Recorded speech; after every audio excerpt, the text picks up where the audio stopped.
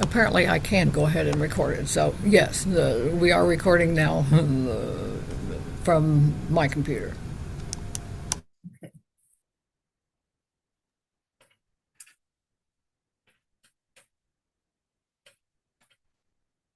Well, as we were putting our tree up a few days ago, and I was trying to put the snowflakes on it that my grandmother had crocheted and the angel at the top that grandmother had crocheted, thought a lot about grandparents and what they have to do with Christmas. We have a lot of memories of the past Christmases with our grandparents, and for brother Dave and me, we remember having Christmas breakfast at our mother's parents, that's grandmother Barnett's house, where the table was set for about 24 of us. Grandmother had placed ceramic bells with our names on them around the table to designate where we sit. I still have those bells. Grandfather always gave each one of his grandchildren a $2 bill for Christmas. I still have some of those too. Then around noon, we had a big Christmas dinner that included the other side of the family and our Mills grandparents.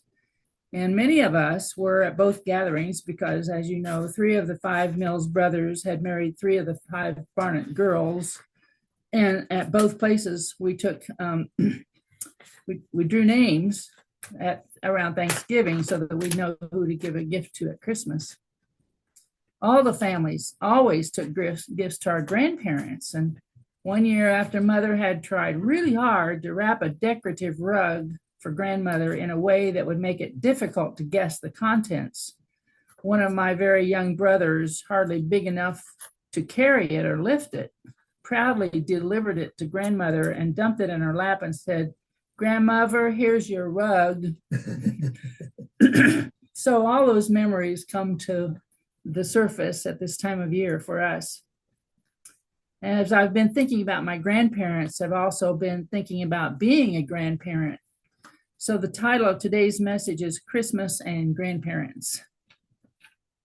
I looked in the concordance of my Bible to find helpful passages about being grandparents and found just a few to share with you.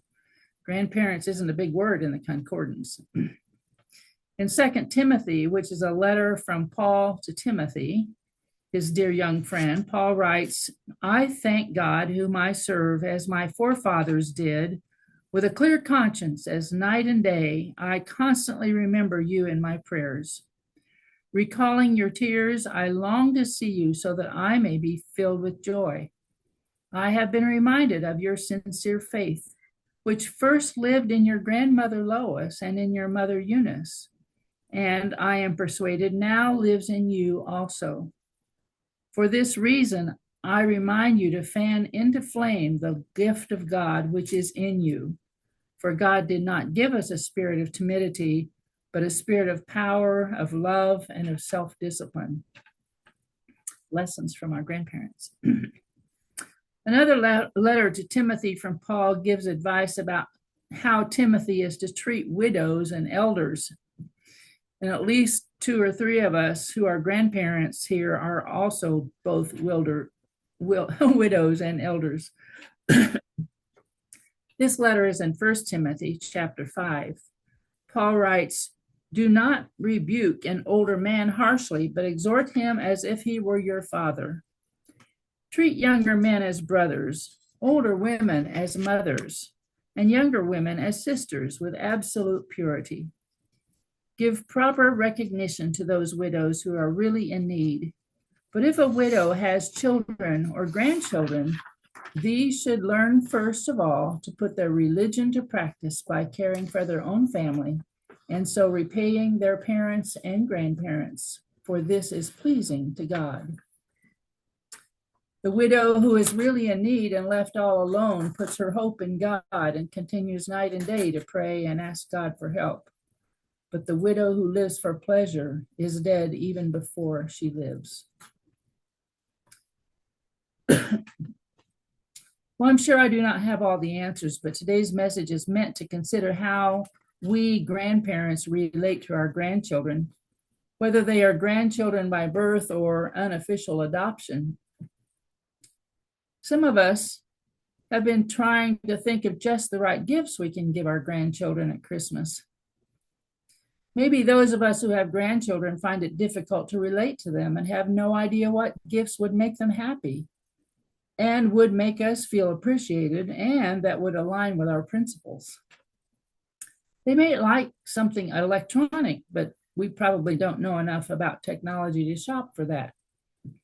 They might like stylish clothing, but I resist spending good money on jeans that are ripped and torn, probably because I remember when we were ashamed of wearing such clothing.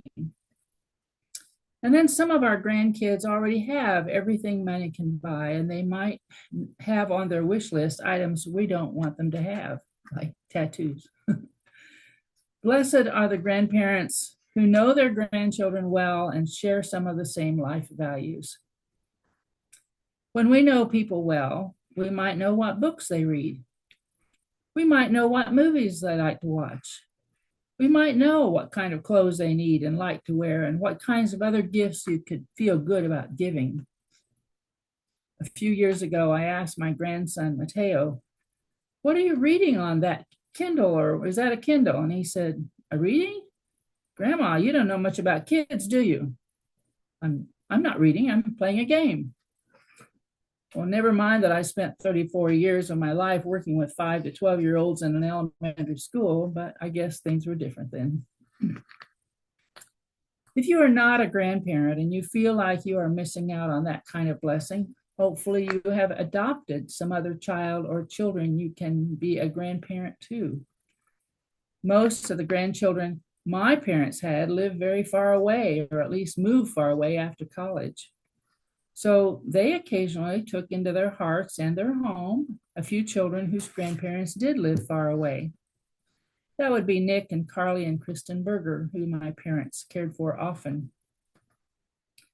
I'm sure that if you would like a grandchild, you could call the local school and someone there could pair you up with one or more children who would absolutely love your attention. Today, I'm wondering about the grandparents of Jesus. What information about the mother of Mary is available but not in the Bible? What can we find out about the parents of Joseph, the legal father of Jesus? Well, my research comes up with this. According to early Christian writings, Saints Joachim, is that the way to say it? Joachim and Anne were the parents of Mary. They are traditionally honored by Christians, especially in the Catholic and Orthodox traditions, though their names are not in the Bible. One source says that the name Joachim is derived from a name that means Yahweh prepares, and the name Anne means grace. We don't know what kind of parents they were to Mary, but if God chose Mary to give birth to and raise his son Jesus, Mary's parents must have nurtured her in all the right ways. We just don't know if they had any real time and influence in the life of Jesus. Joseph's father was either Jacob, which it states in Matthew's genealogy, or Eli, which is what it states in Luke's. Joseph's mother is not named anywhere that I can find, and one source suggested that Joseph was an adopted child. However, there are 2 elderly people named in the Bible that did have an opportunity to influence the life of Jesus. I'd like to read those accounts from this Bible. From Luke, chapter 2, starting with verse 21. On the 8th day, when it was time to circumcise him, he was named Jesus, the name the angel had given him before he had been conceived. When the time of their purification, according to the law of Moses, had been completed, Joseph and Mary took him to Jerusalem, which is about 6 miles from if they started in Bethlehem. They took him to Jerusalem to present him to the Lord, as it was written in the law of the Lord. Every firstborn male is to be consecrated to the Lord, and to offer a sacrifice in keeping with what is said in the law of the Lord, a pair of doves or 2 young pigeons. Now there was a man in Jerusalem called Simeon, who was righteous and devout. He was waiting for the consolation of Israel, and the Holy Spirit was upon him. It had been revealed to him by the Holy Spirit that he would not die before he had seen the Lord's Christ. Moved by the Spirit, he went into the temple courts. When the parents brought in the child Jesus to do for him what the custom of the law required, Simeon took him in his arms and praised God, saying, "Sovereign Lord, as you have promised, you now dismiss your servant in peace. For my eyes have seen your salvation, which you have prepared to the sight of all people, a light for revelation to the Gentiles and for glory to your people Israel." The child's father and mother marveled at what was said about him. Then Simeon blessed them and said to Mary, his mother, "This child is destined to cause the falling and rising of many in Israel, and to be a sign that will be spoken against, so that the thoughts of many hearts will be revealed, and a sword will pierce your own soul too." There was also a prophetess, Anna, the daughter of Phanuel of the tribe of Asher. She was very old. She had lived with her husband 7 years after their marriage and then was a widow until she was 84. She never left the temple, but worshiped night and day, fasting and praying. Coming up to them at that moment, she gave thanks to God and spoke about the child to all who were looking forward to the redemption of Jerusalem. When Mary and Joseph had done everything required by the law of the Lord, they returned to Galilee, to their own town of Nazareth, and the child grew and became strong. He was filled with wisdom, and the grace of God was upon him. The notes in my study Bible add that the time of purification after the birth of a baby is about 40 days. So they went to Jerusalem when Jesus was about 40 days old. 40 days. The notes also add that the Holy Spirit came to Simeon was not the same Holy Spirit the way the believers were affected after Pentecost. Rather, Simeon was given special insight by the Spirit so that he would recognize that Jesus was the Christ, the Messiah the people were expecting. So neither Simeon nor Anna were around to be with Jesus as he was growing up, but they delighted in the occasion of his birth and likely confirmed to others the significant role of Jesus and his impact in the lives of those in his and our world. Now, we may have had to dig deep into these scriptures to glean helpful wisdom on how to be good grandparents, but I think it's okay to consult other sources for that. So I have found some lists of ways to be a good grandparent. Number 1, show interest in your grandchildren's lives. Converse with them often to ask them about their activities. Seek their opinions, and we need to attend their performances and games. Number 2, do activities with them. Play games with them, keeping in mind, of course, your physical ability to do so, and be silly sometimes. 2 of my grandchildren were playing Ring Around the Rosie with me when they were quite young, and when we said all fall down, I sort of fell with my head on Cohen's tummy. He said, "Grandma, you can't play this game. You are too big." Number 3, be available and accessible for times they need care and encouragement. That may be more difficult with grandkids who live far away, but today's technology offers FaceTime and free long-distance calls. Number 4, you will likely need to instigate these connection times, but do so with respect for their time and schedules. Don't be a burden to them or their families, and certainly don't show up unannounced. Number 5, respect the rules and boundaries of their parents, even though you might think you know better ways of raising their kids. And don't keep secrets with your grandchildren that can't be shared with their parents. Build trust with all involved. Number 6, avoid favoritism.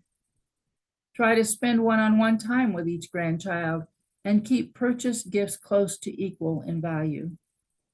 When bragging about them, find something good about each one to brag about.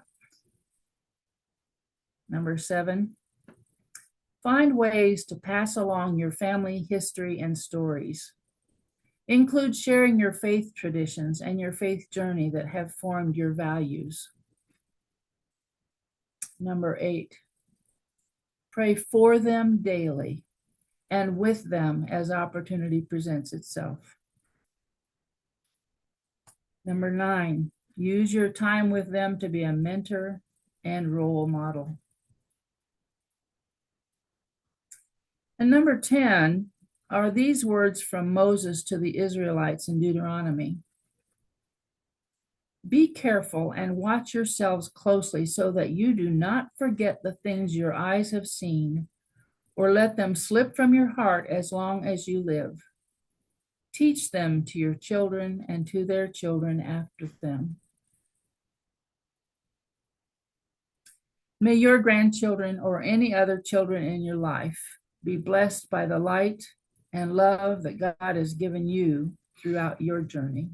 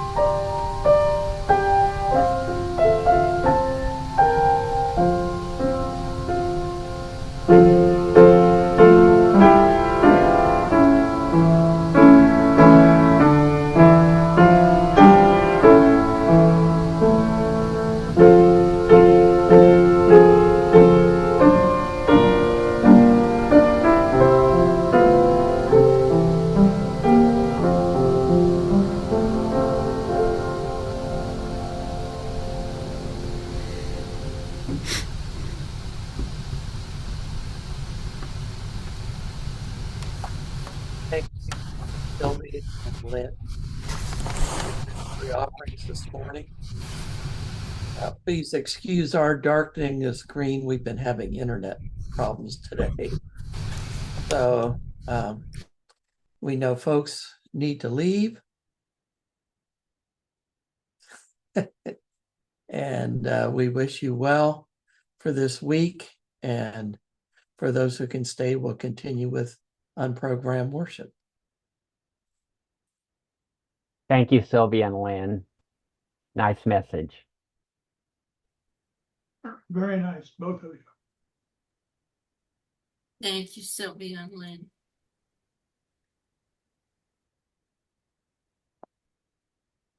Thank you.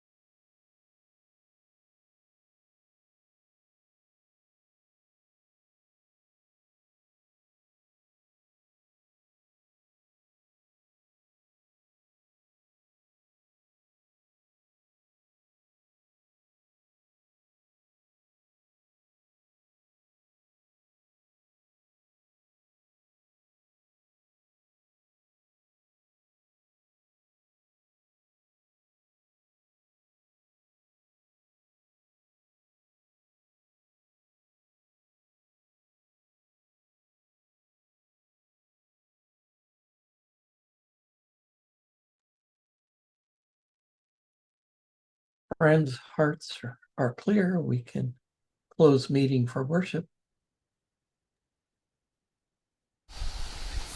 Good to see everybody. Yeah. Stay warm. Yeah. Happy holidays. Thank you. You too. Hope to see you next Sunday, everyone. Be well. You